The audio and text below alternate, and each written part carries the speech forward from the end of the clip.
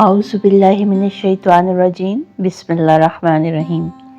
آج یہاں پر ہم اپنے پیارے نبی حضرت محمد صلی اللہ علیہ وآلہ وسلم کے جس خوبصورت نام کی توصیف، ثنا اور فضیلت بیان کرنے کی سعادت حاصل کریں گے، وہ نام نبی ہے دائی صلی اللہ علیہ وسلم۔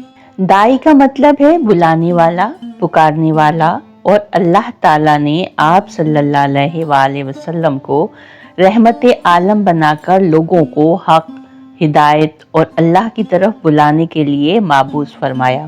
ارشاد ربانی ہے سورۃ الاحزاب آیت نمبر 46، اور اللہ کی طرف بلانے والا اس کے حکم سے اور چمکتا ہوا چراغ۔ یہ آیت نبی کریم صلی اللہ علیہ وآلہ وسلم کی دعوتی شان کو بیان کرتی ہے کہ آپ صلی اللہ علیہ وآلہ وسلم صرف ایک عام واعظ یا مبلغ نہیں تھے، بلکہ اللہ کے اذن سے آپ صلی اللہ علیہ وآلہ وسلم دنیا کو نور ہدایت دینے کے لیے چمکتے ہوئے چراغ کی مانند بھیجے گئے۔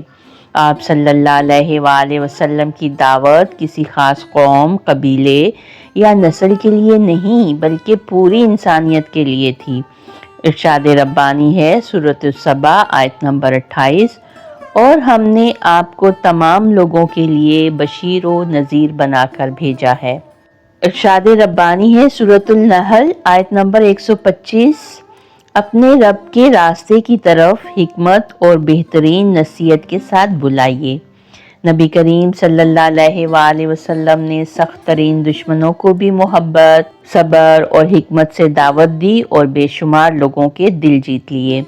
آپ صلی اللہ علیہ وآلہ وسلم صرف زبانی تبلیغ ہی نہیں کرتے تھے، بلکہ اپنے اعلیٰ اخلاق اور کردار کے ذریعے لوگوں کو اللہ کی طرف راغب کرتے۔ دشمن بھی آپ صلی اللہ علیہ وآلہ وسلم کی سچائی اور امانت داری کے قائل تھے۔ نبی کریم صلی اللہ علیہ وآلہ وسلم نے تکالیف، مخالفتوں اور آزمائشوں کے باوجود دعوت کا کام جاری رکھا۔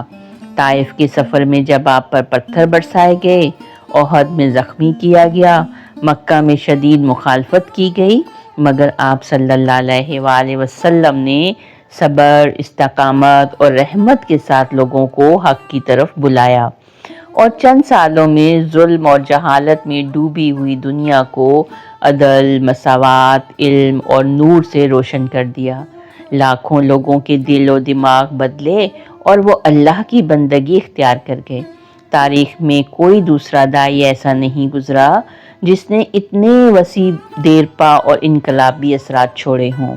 نبی کریم صلی اللہ علیہ وآلہ وسلم کی دعوت انتقام کے بجائے محبت پر مبنی تھی، اسی لیے دشمن بھی آخرکار آپ کے گرویدہ ہو گئے۔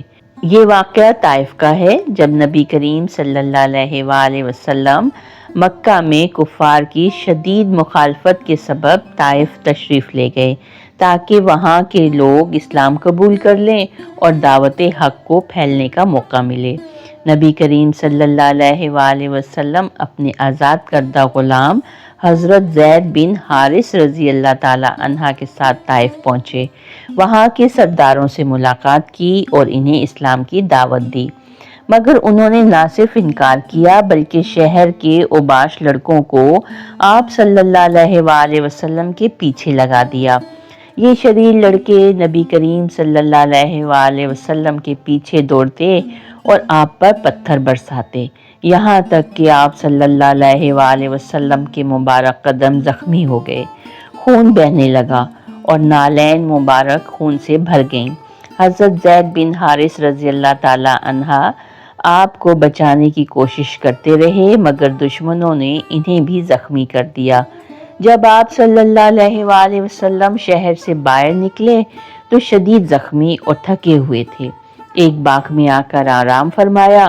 اسی دوران حضرت جبرائیل علیہ السلام حاضر ہوئے اور کہا، یا رسول اللہ، اگر آپ چاہیں تو اللہ تعالیٰ ان ظالموں پر پہاڑ الٹ دے تاکہ یہ ہمیشہ کے لیے مٹ جائیں۔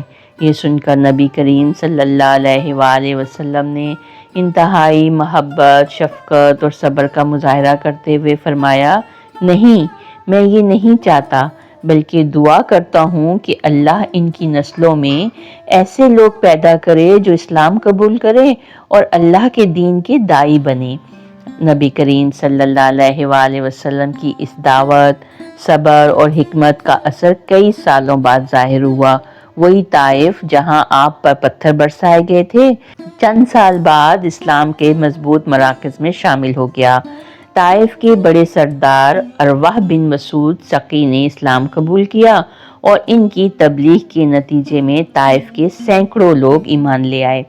نبی کریم صلی اللہ علیہ وآلہ وسلم کے مبارک نام دائی کو صحابہ اکرام رضی اللہ تعالی عنہ نے نہ صرف عقیدت سے سمجھا بلکہ اس کی روشنی میں اپنی زندگیاں بھی بدل لیں۔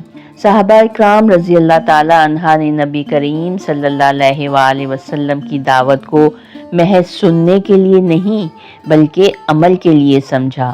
وہ جانتے تھے کہ آپ صلی اللہ علیہ وآلہ وسلم اللہ کے حکم سے بلانے والے ہیں اور آپ کی دعوت کو رد کرنا ہدایت کو رد کرنے کے مترادف ہے۔ حضرت ابو بکر صدیق رضی اللہ تعالی عنہ نے جیسے ہی نبی کریم صلی اللہ علیہ وآلہ وسلم کی دعوت سنی، فوراً بغیر کسی شک و شبہ کے ایمان لے آئے اور دوسروں کو بھی اللہ کے دین کی طرف بلانے لگے۔ آپ نے حضرت عثمان، حضرت زبیر، حضرت عبد الرحمن بن عوف جیسے جلیل القدر صحابہ کو اسلام کی دعوت دی، جو بعد میں عظیم مسلم رہنما بنے۔ صحابہ اکرام رضی اللہ تعالی عنہ نبی کریم صلی اللہ علیہ وآلہ وسلم کی دعوت کو ایک نعمت سمجھتے تھے، کیونکہ اس کے ذریعے انہیں توحید، جنت، نجات اور عزت نصیب ہوئی۔ حضرت سلیمان فارسی رضی اللہ تعالی عنہ نے اپنے والدین کا مذہب چھوڑ کر سچائی کی تلاش میں کئی ممالک کا سفر کیا، اور جب نبی کریم صلی اللہ علیہ وآلہ وسلم سے ملاقات ہوئی تو فوراً پہچان لیا کہ یہی وہ داعی اللہ ہیں جنہیں وہ ڈھونڈ رہے تھے۔ صحابہ اکرام رضی اللہ تعالی عنہ نے آپ صلی اللہ علیہ وآلہ وسلم کی دعوت کو نہ صرف قبول کیا بلکہ اسی روش پر اپنی زندگیاں وقف کر دیں۔ جب نبی کریم صلی اللہ علیہ وآلہ وسلم نے فرمایا، میری طرف سے پہنچاؤ چاہے ایک آیت ہی کیوں نہ ہو، صحیح بخاری میں یہ حدیث مبارکہ 3461 نمبر پر درج ہے، تو صحابہ رضی اللہ تعالی عنہ نے اسے اپنی ذمہ داری سمجھا اور پوری دنیا میں اسلام کی روشنی پھیلانے نکل پڑے۔ صحابہ اکرام رضی اللہ تعالی عنہ نے نبی کریم صلی اللہ علیہ وآلہ وسلم کی دعوت کو عام کرنے کے لیے ہر قسم کی تکالیف برداشت کی۔ حضرت بلال رضی اللہ تعالی عنہ کو تپتی ریت پر لٹا کر کوڑے مارے گئے، مگر وہ مسلسل آہد آہد پکارتے رہے۔ حضرت خبیب بن ارت رضی اللہ تعالی عنہ کو آگ پر لٹایا گیا، مگر وہ نبی کریم صلی اللہ علیہ وآلہ وسلم کی دعوت پر ثابت قدم رہے۔ حضرت سمیہ رضی اللہ تعالی عنہا کو بھی نیزہ مار کر شہید کیا گیا، لیکن انہوں نے حق کو نہ چھوڑا۔ یہ سب کچھ اس لیے تھا کہ وہ نبی کریم صلی اللہ علیہ وآلہ وسلم کو حقیقی داعی اللہ مانتے تھے اور آپ صلی اللہ علیہ وآلہ وسلم کے پیغام کو اپنی جان سے زیادہ عزیز رکھتے تھے۔ نبی کریم صلی اللہ علیہ وآلہ وسلم نے جب حجۃ الوداع کے موقع پر فرمایا، تم میں سے جو لوگ یہاں موجود ہیں وہ یہ پیغام ان تک پہنچائیں جو یہاں موجود نہیں۔ یہ حدیث مبارکہ صحیح بخاری شریف میں 105 نمبر پر درج ہے۔ تو صحابہ اکرام رضی اللہ تعالی عنہ نے اس دعوتی مشن کو اپنی زندگی کا مقصد بنا لیا۔ حضرت ابو ایوب انصاری رضی اللہ تعالی عنہ مدینہ سے قسطنطنیہ، جو آج کا استنبول کہلاتا ہے، وہاں تک اسلام کا پیغام لے کر گئے۔ حضرت سعد بن نبی وقاص رضی اللہ تعالی عنہ چین تک پہنچے تاکہ وہاں کے لوگوں کو نبی کریم صلی اللہ علیہ وآلہ وسلم کے پیغام سے روشناس کروا سکیں۔ حضرت مصعب بن عمیر رضی اللہ تعالی عنہ مدینہ میں اسلام کے پہلے داعی بنے اور ان کی محنت سے پورا مدینہ اسلام قبول کر چکا تھا۔ اہل تصوف نبی کریم صلی اللہ علیہ وآلہ وسلم کو محض ایک مبلغ یا رہنما نہیں بلکہ کامل ترین داعی، ہادی اور سراپائے رحمت سمجھتے ہیں۔ ان کے نزدیک آپ صلی اللہ علیہ وآلہ وسلم کی دعوت محض ظاہری الفاظ نہیں بلکہ باطنی نور، محبت اور روحانی تاثیر سے لوگوں کے دلوں میں اترتی ہے۔ اہل تصوف کا ماننا ہے کہ نبی کریم صلی اللہ علیہ وآلہ وسلم کی دعوت صرف ظاہری اعمال، فقہ اور شریعت تک ہی محدود نہیں بلکہ قلبی اور روحانی اصلاح بھی اس کا ایک لازمی جز ہے۔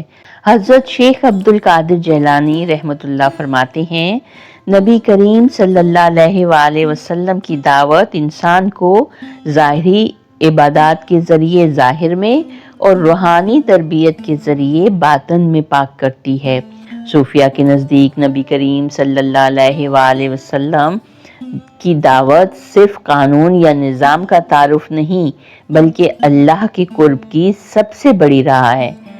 حضرت مولانا جلال الدین رومی رحمۃ اللہ فرماتے ہیں، نبی کریم صلی اللہ علیہ وآلہ وسلم کی دعوت کا اصل راز یہ ہے کہ وہ دلوں کو اللہ کے عشق میں گم کر دیتے ہیں۔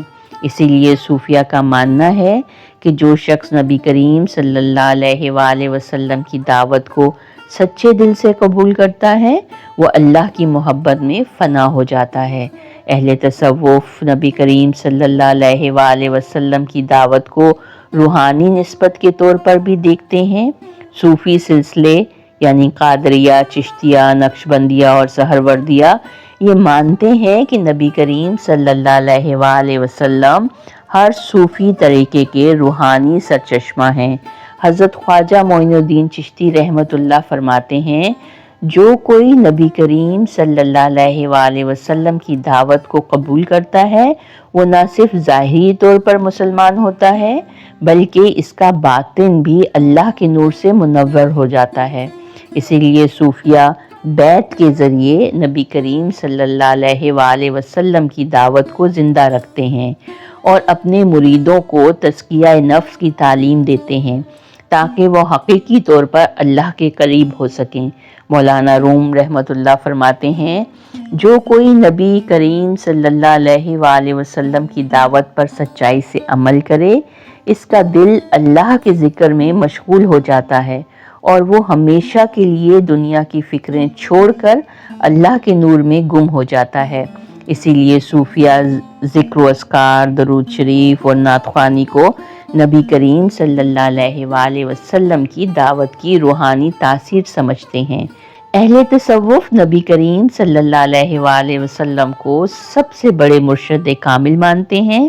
ان کے نزدیک ہر شیخ، ہر پیر اور ہر صوفی نبی کریم صلی اللہ علیہ وآلہ وسلم کی روحانی وراثت کو آگے بڑھا رہا ہوتا ہے۔ حضرت بایزید بستامی رحمۃ اللہ فرماتے ہیں، تمام اولیاء اور صوفیہ کی حقیقت نبی کریم صلی اللہ علیہ وآلہ وسلم کے وجود سے ہے، اگر وہ نہ ہوتے تو کوئی ہدایت کا راستہ نہ پاتا۔ اسی لیے اہل تصوف نبی کریم صلی اللہ علیہ وآلہ وسلم کو نہ صرف ظاہری شریعت کے داعی بلکہ روحانی حقیقت کے مکمل مظہر بھی مانتے ہیں۔ جو شخص نبی کریم صلی اللہ علیہ وآلہ وسلم کی دعوت کو قبول کر کے عمل کرتا ہے وہ ظاہری اور باطنی کامیابی حاصل کر لیتا ہے اور دنیا اور آخرت میں اللہ کے خاص قرب کا مستحق بن جاتا ہے۔ اللہ تعالیٰ سے دعا ہے کہ ہم سب کو بھی ان لوگوں میں شامل رکھے جو اس دعوت پر نہ صرف عمل کرتے ہیں بلکہ داعی بننے کی کوشش کرتے ہیں۔ آمین۔ تو آئیے اپنی دعا کی قبولیت کے لیے درود شریف پڑھتے ہیں۔ بسم اللہ الرحمن الرحیم۔ اللہم صلی علی محمد وعلی آل محمد کما صلیت علی ابراہیم وعلی آل ابراہیم انک حمید مجید۔ اللہم بارک علی محمد وعلی آل محمد کما بارکت علی ابراہیم وعلی آل ابراہیم انک حمید مجید۔ صدق اللہ العظیم۔